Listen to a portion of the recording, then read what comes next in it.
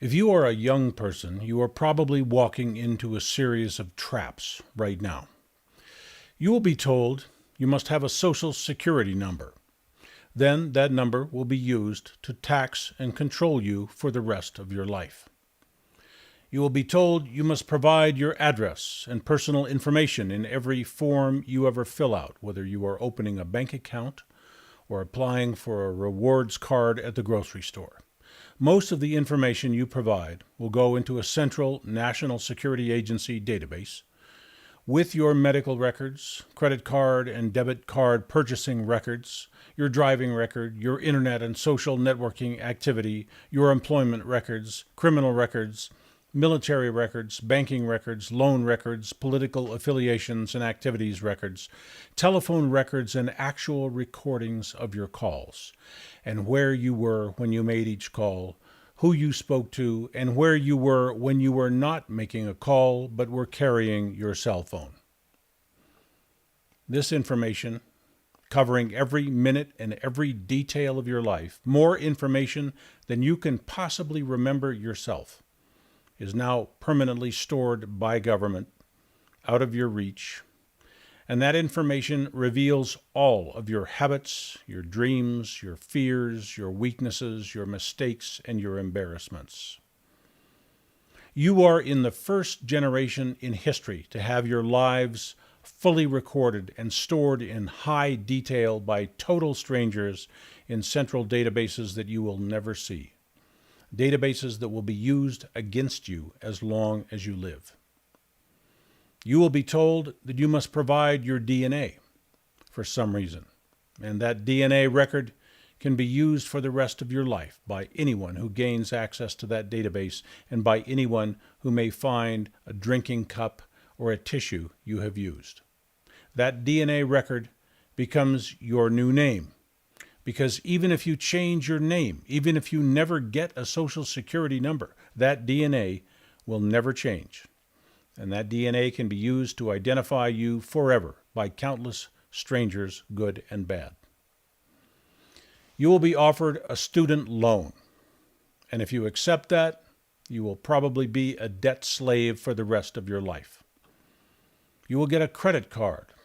And if you don't use that card in a very conservative and responsible way, you will probably be a debt slave for the rest of your life. Young people can be given loans, but they don't always have a way to pay those loans back. When you miss your loan payment, you get penalized. They want to penalize you. You may get a home loan. If your income goes down after you get your home loan, you may be a debt slave for the rest of your life. Or if that loan contract contains wording you don't understand, you will probably be a debt slave for the rest of your life. Bankers want you to be a debt slave. They want you to pay interest and penalties for the rest of your life. The government wants you to pay taxes. They want to take every cent you have and then make you work even more so you can pay even more. The thing that makes government happy is the money they take from you. I'm sorry to say this is not a fresh new world where you get to make the rules. There are already more rules than you could ever imagine. If you obeyed all those rules, you could not move 1 inch without paying some penalty. The pretense of making all those rules is that we need civil order. We need to protect society. Don't be fooled. It only takes a few basic rules to have civil order. The rules we have, countless rules, were made to turn us into slaves and servants to governments, to corporations, to rich and powerful people. Young people know that they do not understand all the rules. Young people usually go along with what they're told, thinking that later, when they figure it all out, they will somehow take control of their lives. But by then, it will be too late. You will have agreed to the terms and offers given to you. You will be identified, registered, obligated, signed up, and owned. You will have given your personal information to everyone who wants it, and from there you will have no way out. The reason it will be so hard to escape the institutional controls, the virtual imprisonment, is that you put yourself in those prison systems by simply telling them who you are.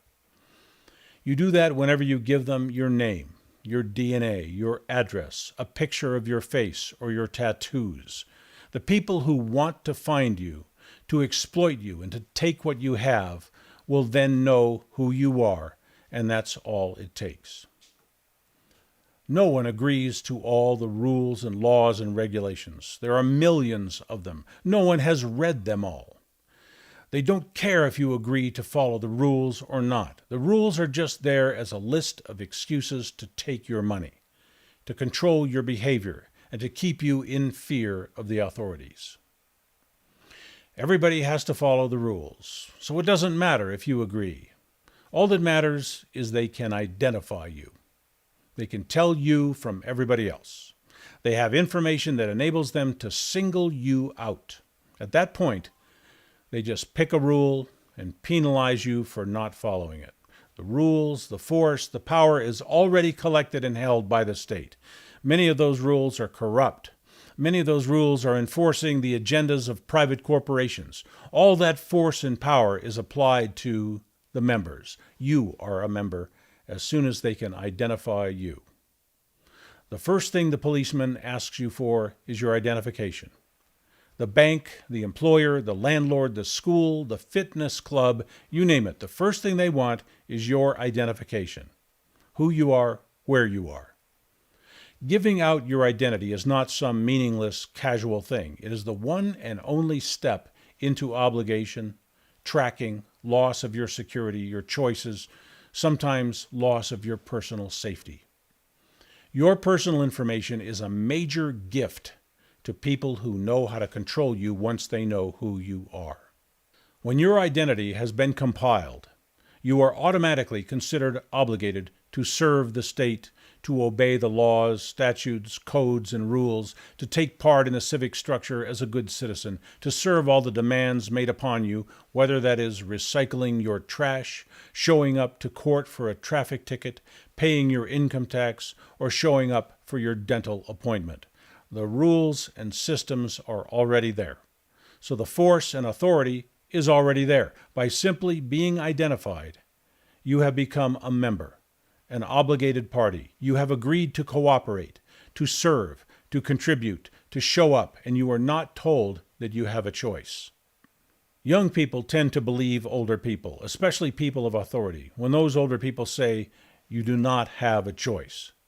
You always have a choice. That is what it means to be a human being. You have a choice. The power is in you as a living person. The only time when you have no choice is when you are dead. The greatest fear of the establishment control freaks, the slave masters, is that you will discover that you have a choice. By tracking you, by recording everything about you, they make you feel trapped. They have all those databases, all that record keeping, all that government and corporate surveillance, all those rules, regulations, laws, codes, and procedures, more every day. They assimilate you into that matrix by inserting your name.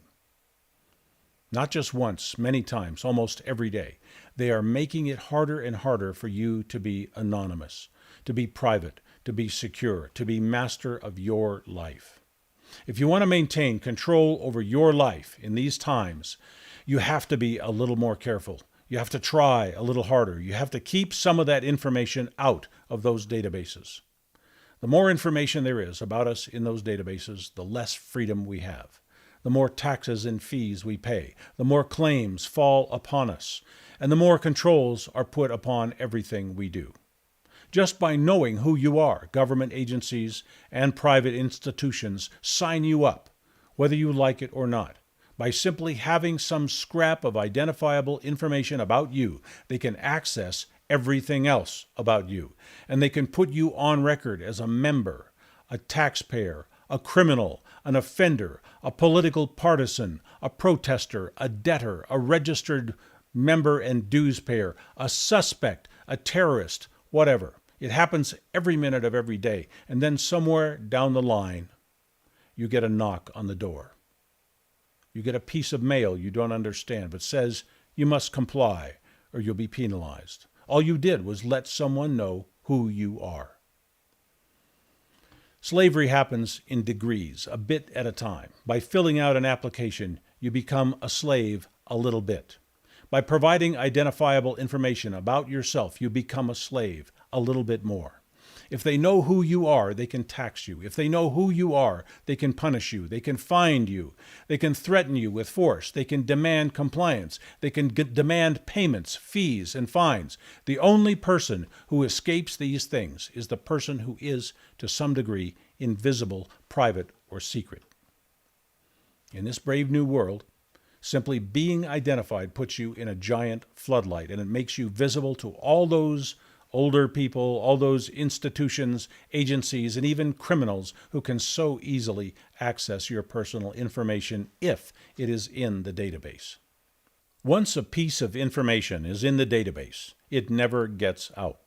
By far, the best way to protect yourself is to decide from the earliest possible moment to stay private, to stay secret as you have every right to do, to find ways to live and function without handing out personal information left and right. If you must provide information, provide as little as possible. Fight to stay private. Demand that your privacy be respected by others by keeping your records private.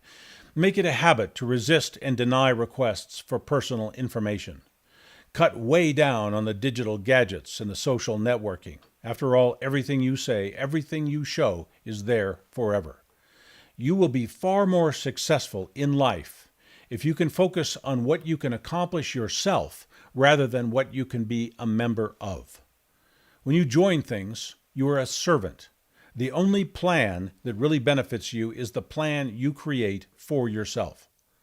Of course, to be successful, you must have friends, partners, and associates. Being private does not mean being alone. It means being conscious about what personal information you spread around, who gets that information, and what they do with it. Be ready to say no. Whatever you're doing, find a more private way to do it. I promise you, I guarantee you that for your entire life, who you share your identity with, who you share your personal information with, really will matter. Because this is a very new and different world in which people are desperately seeking and taking your personal information. And when they take it, they have it forever. When they take it, they also take your freedom, your power, your reputation, your opportunities, and your money. They don't take your information to have it. They take your information to use it. Your parents may not have warned you about this because there were not so many databases when they were your age. But from now on, once you release personal information, it will follow you wherever you may go on the face of the planet forever. You can be found and you can be controlled with this information. These days, giving up your personal information is the same as giving up your life, your options, and your future. Be warned.